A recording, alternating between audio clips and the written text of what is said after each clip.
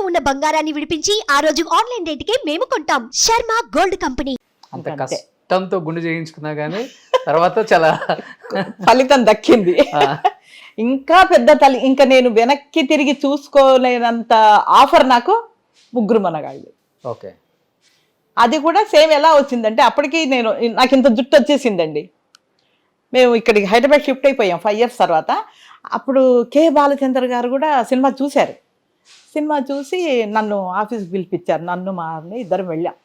వెళ్తే నా సినిమాలో మంచి క్యారెక్టర్ ఇస్తానమ్మా చెయ్యండి అని అంటే 2 తమిళ సినిమాలు చేశా. పుదు పుదు అర్ధంగల్ ఒకటి, శిఖరం ఒకటి, రైల్ స్నేహం అని టీవీ సీరియల్. అందులో కంటిన్యూస్గా నాకు ఇంకా క్యారెక్టర్స్ ఇస్తూనే ఉన్నారు ఆయన. అక్కడి నుంచి మళ్ళీ హైదరాబాద్ షిఫ్ట్ అయిపోయాం. మాకు 5 years అయిపోయింది. మళ్ళీ ఇక్కడికి వచ్చేసాం. అప్పుడు షిఫ్ట్ అయిపోయింది మళ్ళీ ఫీల్డ్ ఇక్కడికి. సో మాకు ఓన్ హౌస్ ఉంది కాబట్టి మళ్ళీ మేము ఇక్కడికి షిఫ్ట్ అయిపోయాం. అయిపోయింది. 1992లో రాఘవేంద్రరావు గారి దగ్గర నుంచి ఫోన్ వచ్చింది. ఏంటి అని అంటే ఒకసారి రండి మీతో మాట్లాడాలి అని.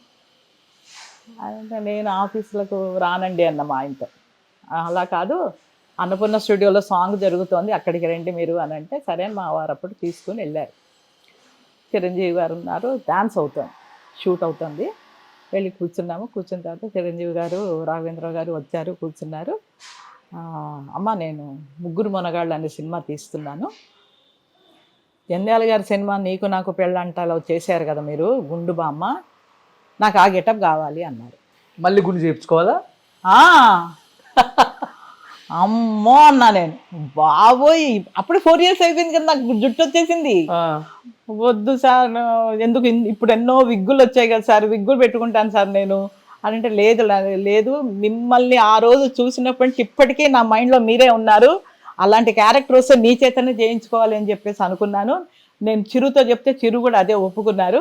కానీ ఆవిడని పిలిచి అడగండి మరి ఆవిడ గుండు చేయించుకుంటారో లేదో అని అన్నారట ఆయన. అంటే లేదు సార్ ప్లీజ్ సార్ వద్దు సార్ విగ్గులు పెట్టండి సార్ నాకు అని అంటే అసలు ససేమీరా ఒప్పుకోలేదు వాళ్ళు. ఇంకా చిరంజీవి గారు కూడా వచ్చి కూర్చుని అమ్మా నేను నీకు మాట ఇస్తున్నాను, మీరు గుండు చేయించుకొని ఈ ముగ్గురు మనగల సినిమా చేస్తే నా అన్ని సినిమాల్లో మీరు ఉంటారు అన్నారు. ఓకే. దేవుడు ఏమో సార్ ఏమో నాకు ఎందుకో నాకు ఇదిగా ఉంది అని అంటే లేదమ్మా మీ గురించి ఆయన చాలా చెప్పారు రాఘవేంద్రరావు గారు నాకు, అందుకని ఇంకా తప్పదని నేను కూడా అడుగుతున్నానమ్మా అనేసి అన్నారు ఆయన. పాపం ఇది ఎక్కడ కర్మరా బాబు, మళ్ళీ గుండు చేయించుకోమంటున్నారు వీళ్ళు అని చెప్పేసి తిరుపతి పంపలేదుగా. తిరుపతి పంపించలేదు, నేను చేయించుకోనని ఒకటే గొడవ. అప్పుడు ఇంకా నాకు పెద్ద దిక్కు పర్చూరి గోపాలకృష్ణ గారు, ఆయన దగ్గరికి వెళ్ళిపోయా.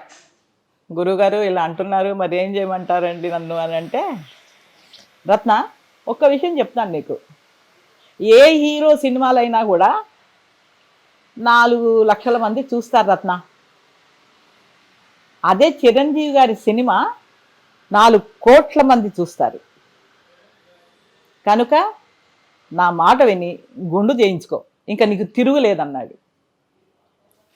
అమ్మో మళ్ళీ ఎరకాటంలో పెట్టారు గురువు గారు అని అంటే నేను చెప్తున్నాను కదా రత్న వెళ్ళు అన్నాడు. మళ్ళీ ధైర్యం చేసి ఇంటి దగ్గరే గుండు చేయించేసుకుని ఆ సినిమా చేశాను. చాలా మంచి పేరు వచ్చింది నాకు. ఇంకా నేను నిజంగా రోషన్ గారు తిరిగి చూసుకోలేదు. మా అమ్మ ఎవరు అంటే రత్నాసాగర్, అన్ని సినిమాల్లో బామ్మ బామ్మ బామ్మ బామ్మ పడింది. దానికి తోడు డబ్బింగుల్లో కూడా సినిమా డబ్బింగులు ఏ వచ్చినా 85 years 80 years 70 years ఏ బామ్మ కన్నా డబ్బింగ్ చెప్పాలంటే ఏ లాంగ్వేజ్లోనైనా అంటే అన్నీ కూడా మనకు ఇప్పుడు మలయాళం ఉంటే మళ్ళీ మనకు తెలుగే కదా డబ్బింగ్, ఇక్కడ వాళ్ళందరికీ నేనే డబ్బింగ్ చెప్పేదాన్ని. అదుర్స్లో బామ్మకు కూడా మీరే చెప్పారు కదా? నేనే చెప్పా అదుర్స్లో అది ఇప్పటికీ అందరికి గుర్తు చేసుకొని నవ్వుతుంటారు. ఏదో డైలాగ్ చెప్తారా? ఏంట్రా పట్టు పొట్టేసుకొని నీ మొహానికి పెళ్ళి కావాలట, పెళ్ళి మొద నష్టం కూడా ఏంట్రా ఎప్పుడు చూసినా కూడా అలా పైకి చూస్తూనే ఉంటావు ఎందుకురా? ఆ కుర్రాడు అంటాడు ఏమిటోనే బామ్మ ఆ కోడిని చూస్తుంటే ఎప్పుడు తినాలా అనిపిస్తూ ఉంటుంది, ఓరి అప్రాచుడా. అది ఇప్పటికీ ఫేమస్ అయింది ఆ డైలాగ్. అన్ని సింగిల్ టేక్లేనా చెప్పేది? ఇప్పుడు మీరు ఎప్పుడైనా ఒక్కటే టేక్, నేను హెడ్ ఫోన్స్ కూడా పెట్టుకోను. ఓన్లీ డైలాగ్ అక్కడ పెడతారు, చూస్తాను, విజన్ వేయండి అంటాను, వేస్తారు. ఒక్క మానిటర్, నెక్స్ట్ టేక్. యాక్చువల్గా చెప్పాలంటే ఆ బామ్మకి కేవలం ఆ వాయిస్ తోనే పేరు వచ్చింది అవునా? ఆ సినిమాలో. చాలా డిఫరెంట్ గా ఉంటుంది. అవును. బట్ ఎవరికి తెలియదు ఫస్ట్ టైం స్క్రీన్ మీద మీరు ఇది షేర్ చేసుకోవటం యా, కదా. కరెక్ట్. ఎవరికి తెలియదు, ఎక్కడ షూటింగ్లలో అడిగితేనే తెలుస్తుంది. కొంతమంది గుర్తుపట్టేస్తారు వాయిస్ ని, అప్పుడు అడిగితే చెప్తాను, అవును నేనే చెప్పానండి. ఇలా డబ్బింగ్ లో మీకు ఇంకా బాగా పేరు వచ్చిన సినిమాలు, పెద్ద సినిమాలు అంటే ఏమని చెప్తారు రత్న గారు? బాపు గారిది పెళ్లి కొడుకు సినిమా వచ్చింది చూసారా, అవును సంగీత గారి. అవును. ఆవిడ డబ్బింగ్ నేనే చెప్పాను. ఓ, ఎన్ని సినిమాలు డబ్బింగ్ చెప్పారు? 500 సినిమాల వరకు డబ్బింగ్లు చెప్పాను. స్టేజ్ పర్ఫార్మెన్స్లు అయితే కనీసం ఒక 2000 పైన ఉంటాయి. టీవీ సీరియల్స్ ఒక 3000 పైన ఉంటాయి. మనోరమ గారికి తెలుగులో అన్ని మీరే చెప్తారా? లేదు, ఒక 5 సినిమాల వరకు చెప్పా. 5 సినిమాలు మీరు చెప్పారు. తగ్గినే ఆవిడే చెప్పుకునేవారు వచ్చి. ఇంకా ఆవిడ నేను రాలేను అని అన్నప్పుడు నన్ను పిలిచేవారు. ఓకే, అలా ఆ చెప్పాను. వాయిస్ కి మీది సెట్ అవుతుంది. ఆవిడ ఇమిటేట్ చేస్తా.